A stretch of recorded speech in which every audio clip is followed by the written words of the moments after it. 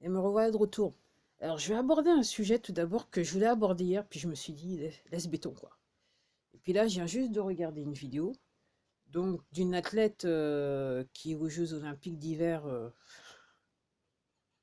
Chine, Beijing, ok, qui a été mise en quarantaine parce qu'ils ont trouvé qu'elle était positive à ce que voilà. Ok. Et donc, elle dit, elle se rend compte, donc, ils l'ont foutu dans un de leur, enfin, faut dire un camp, hein, faut appeler un, ok. Donc, on lui interdit de rejoindre les autres athlètes au village olympique et tout ça. Donc je voulais faire la vidéo hier, mais je me suis retenue, je me suis dit, ouais, quand même. Bon, après la religion, l'appel de l'ange déchu, je me suis dit, ah non, quand même, pourrais s'abstenir. Ok. Mais, mais là, je viens de regarder cette athlète et je me dis, si vous avez la tête sur les épaules par rapport à la situation, je ne vois pas comment vous pourriez aller faire des Jeux Olympiques, participer à des Jeux Olympiques en Chine. Et c'est là que je vais revenir à l'autre vidéo que j'avais fait. Donc c'était mon avant-dernière vidéo, je disais, ouais, ça c'est l'appel, c'est l'ego, c'est l'appel de l'ange déchu. Ok. Donc là, la petite dame, là, la petite jeune fille de 25 ans, donc on lui demande, donc là, il faut, donc elle est obligée de rester dans un endroit où ils l'ont foutu les Chinois, et elle doit faire 2 tests par jour, en sachant que sur les tests, il y a de la merde. Donc en gros, 2 fois par jour, pendant 7 jours, ils vont lui injecter des trucs, donc elle est en pleurs. Comme je dis, oui, c'est un moment très important l'histoire. Ok. Vous êtes obligés, on est tous obligés de choisir notre camp. C'est le seul moment de l'histoire, ça c'est du jamais vu, mais c'est là. C'est soit vous choisissez le camp du bien ou du mal, ok. Et tout ce qui est, je suis désolée de dire, tout ce qui est lié à votre ego, ok, c'est en relation avec l'ange déchu. Donc moi je comprends pas. Puis il y a un autre truc que je voulais dire, que je l'ai vu là, allez remettre ça avec les Jeux Olympiques en France en 2024. L'éléphant blanc qu'on ne veut pas, que personne ne veut, parce que c'est juste une grande messe pour les poteaux. Vous avez qu'à regarder les différentes cérémonies. C'est juste une grande messe pour les poteaux. Ok. Après, pourquoi je dis une grande messe? Parce qu'on est sur de l'ésotérique et machin, hein. Et en fait, il y a des énergies. Je me souviens étant jeune, en fait. C'est pour ça que j'arrive à mieux comprendre ce qui se passe. En étant jeune, je me souviens avoir vu un match de foot. J'étais sur le terrain derrière le but. Ok. C'était Nantes contre je sais plus trop qui. J'étais derrière le but. Ok. Je suis arrivé, j'étais jeune, hein. J'étais pas encore sur les portes de. J'étais pas encore adolescente. Et je me souviendrai toujours l'effet que ça m'a fait. C'était pour ceux qui connaissent, hein, c'était dans le vieux stade de Nantes. Ok. Euh, je suis arrivé sur le terrain et j'ai ressenti une énergie que je n'avais jamais ressentie auparavant. Et c'est peut-être la même chose quand vous êtes en concert et que vous êtes sur scène, ok? Il y a cette énergie qui arrive sur vous, ces milliers de personnes qui sont là à applaudir, voilà, à manifester leur contentement. Et non pour les poteaux, ok, c'est Jeux Olympiques. Alors, là, donc nous, on est censé en 2024 donc se taper l'affaire. Ok. Le sport, c'est au même niveau que les jeux vidéo. C'est fait pour nous distraire, pour nous empêcher de voir ce qu'on devrait normalement voir. Pour ceux qui ont du mal à comprendre. Bon. Après, je vais passer à, parce que il y a quelques heures de ça, je dirais, enfin quelques heures, il y a à peu près 1 heure, je pense, 1 heure et demie. J'ai regardé un créateur sur cette plateforme qui était en direct de Ottawa, la ville du Canada, la capitale du Canada. Et donc, il y a un tas de gens qui étaient dans la rue, toujours avec les camionneurs pour manifester. Et je regardais une autre vidéo où il y a un monsieur qui disait, donc un camionneur qui dormait dans son. Et j'aimerais bien savoir ce qu'il y a à l'intérieur de ces camions. Je me dis, enfin, ils sont super équipés, mais à part un lit, ils sont super équipés, c'est sûr. Et donc, il a dit qu'il est parti se coucher, il a dormi entre minuit et 6h30. Il s'est levé le matin, donc lui, il avait. Parce qu'il y en a qui viennent avec la remorque et puis d'autres qui viennent juste avec le camion. Ok. Et donc lui, il avait un camion et la remorque qui était vide, avec juste un panneau. Et donc il dit, donc j'ai été me coucher à minuit, je me suis vu autour de 6h30, je suis sorti et quand j'ai vu, en fait, il y a des gens qui sont venus pendant la nuit et qui ont laissé de la nourriture dans des boîtes sur toute la longueur comment ça s'appelle, comment on dit, de la remorque qui était ouverte. C'était une remorque, c'était juste un plateau remorque, si vous voyez ce que je veux dire. Ils ont laissé de la nourriture sur toute la longueur. Donc voilà à quoi ça ressemble réellement. Donc aussi, je voudrais faire attention suite à une conversation que j'ai eue ce matin, mais je vais pas, c'est pas l'objet de cette vidéo. Bien que je pense que j'y vais revenir parce que c'est la troisième dimension. Enfin, je m'en trouvais dans la troisième dimension. Donc, faites attention parce que je regardais aussi une autre personne qui a apparu subitement sur cette plateforme et qui soi-disant reporte, qui filme sur Ottawa, voir ce qui se passe, hein. Et moi, j'ai aussi l'impression qu'il y a des gens qui sont payés, qui ont créé des chaînes sur cette plateforme pour, entre guillemets, filmer des images qui vont à l'encontre de la réalité. Donc, ils vont tout particulièrement se placer dans les endroits où il n'y a pas trop de monde pour dire, regardez, il n'y a pas trop de personnes. Alors qu'en fait, il y a énormément de monde. Donc là, au moment, il y a une heure et demie de ça, le centre de côté du Parlement à Ottawa, c'était plein. En vous ayant dit ça, Québec City est envahi. Ah, les camionneurs sont arrivés dans le Québec City. Apparemment, dans Toronto, ils ont essayé d'arriver, mais il y a des gens qu'on a payés pour aller faire en sorte que pour bloquer le convoi. Faut le dire, faut appeler un chat un chat. Parce qu'une toute personne qui est bien dans sa tête, ok, va pas refuser qu'une personne manifeste pour sa liberté.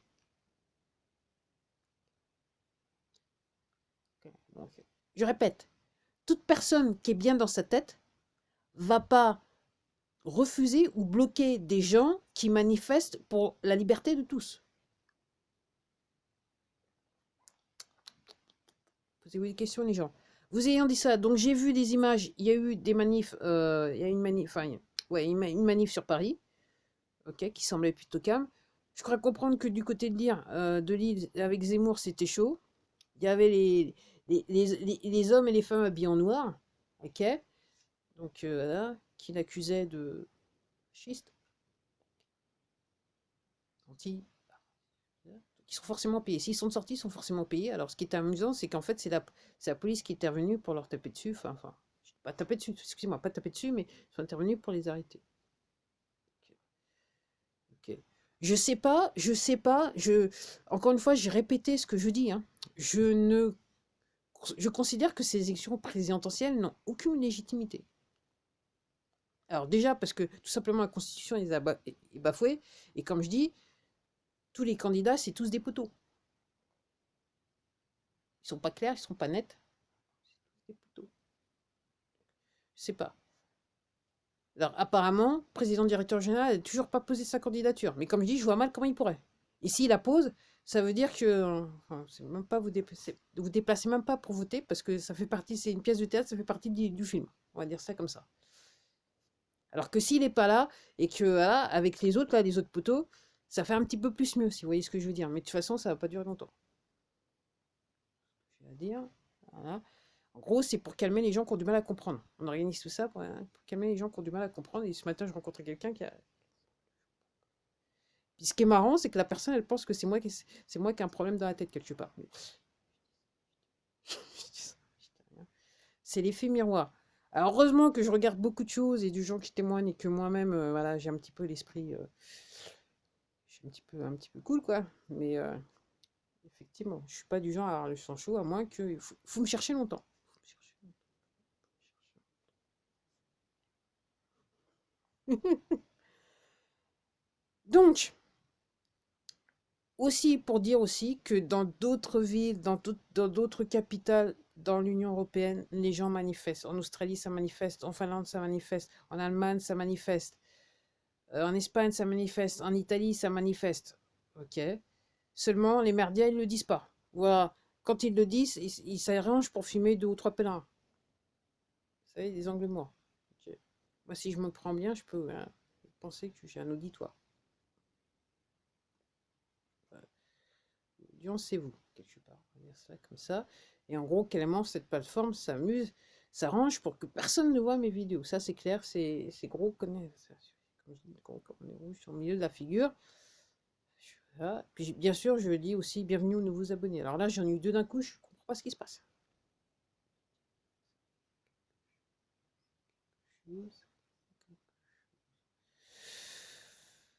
Ouh. Et ça pourrait même 3, parce qu'en fait, il bloque les choses, mais en fait, il s'est passé qu'il ne change pas tous les nombres, d'un coup. Et puis aussi un truc vachement important, et je vais en terminer là. Donc, je vous avais dit que pour les camionneurs canadiens, il y avait un fonds sur GoFundMe. Donc la compagnie a décidé, de toute façon, ils sont du côté obscur de la force là. De toute façon, hein, c'est aussi un truc des poteaux. En fait, tout appartient aux poteaux quand vous réfléchissez bien. Donc voilà, hein, probablement vous travaillez pour les poteaux. Bon. Ok. Donc ils ont décidé de fermer le GoFundMe. Ok. Je l'avais entendu. Enfin, là maintenant c'est officiel. Et puis non seulement ils ont décidé de garder la thune et de décider de les répartir dans d'autres organismes de charité. Alors pour tout vous dire, tous les organismes de charité, c'est un truc des poteaux juste pour racler de l'argent. Juste pour vous racler l'argent. À 14 heures. C'est partout dans le monde. Je vous parle du Canada, mais c'est partout dans le monde, c'est partout comme ça. Les anciennes, là, les plus connues, c'est fait pour racler de l'argent et puis faire des petites choses aussi. Trafic humain, trafic de drogue, déplacement de fonds illégaux. Je dis ça, mais je dis rien. Je dis rien. Donc en gros, donc apparemment, dans ce fonds, ils ont eu le temps de retirer 1 million de dollars canadiens, mais entre guillemets, il y a 9 millions maintenant qui ont été, je dirais, qui ont été volés. Dans les faits, ils ont été volés. Alors, et apparemment, ils ont fait une lettre comme quoi ils disaient oui, c'est à la demande du Premier ministre. De toute façon, lui, comme je dis, il a les bracelets. Ok. Donc ça fait partie du film, tout ça. Ça fait partie du film. En sachant qu'à la base, je vais le redire, je l'ai essayé de dire dans une vidéo. Donc, cette histoire, c'est pas un Black Swan, hein, ok. Donc, en gros, c'était les poteaux qui avaient organisé ça. Si vous regardez les Simpsons, vous allez comprendre. Tout ce que vous voyez dans les Simpsons, en fait, c'est le plan des poteaux qui était en fait exposé dans les années 1990. Ok. Donc, ils avaient organisé ça, mais seulement le truc, il a tourné contre eux. Alors, au Canada et dans certaines provinces, je vous le redis, certaines provinces ont décidé qu'ils allaient arrêter le mandat, les restrictions et compagnie, parce que là, ça devient chaud pour eux. Mais dans d'autres, ils persistent. Ok. Et puis, alors, comme je le dis en France, mais je le dis, c'est valable dans tous les pays. Donc, je dirais que c'est assez, entre guillemets, intelligent, parce qu'aussi, ça permet de tester, ok, chez les poteaux, dans la force publique, quels sont ceux qui sont encore chez les poteaux, qui travaillent pour les poteaux. Donc tous ceux qui, entre guillemets, et c'est pareil en France, tous ceux qui font partie des forces de l'ordre, qui vont taper voilà, sur le manifestant et patati, qui va gazer, hein, ok, associés de près ou de loin au poteau. C'est ce que je veux dire.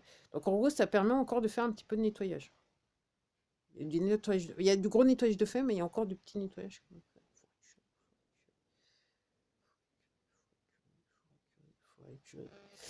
Je me disais, est-ce que je vais vous le dire? Non, mais je ne vais pas vous le dire.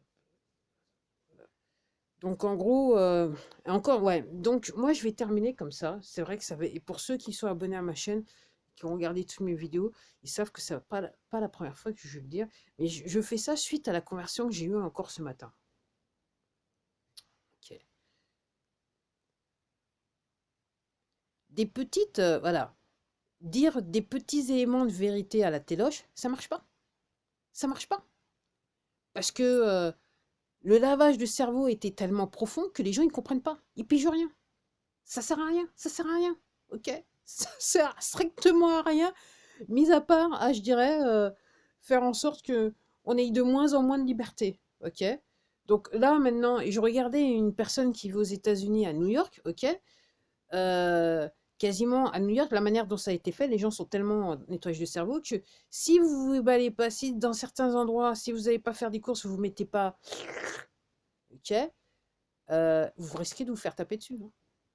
À la limite. C'est limite, c'est limite. En sachant que là-bas, eux, ils ont les flingues. Nous, en France, on n'a pas les flingues.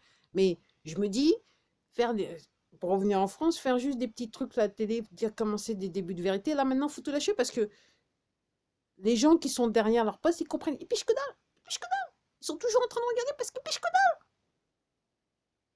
Ok. Et puis, ils vont devenir, en fait, moi, la manière dont je dis les choses, c'est que maintenant, ils vont devenir dangereux pour les personnes qui comprennent ce qui se passe. Ok.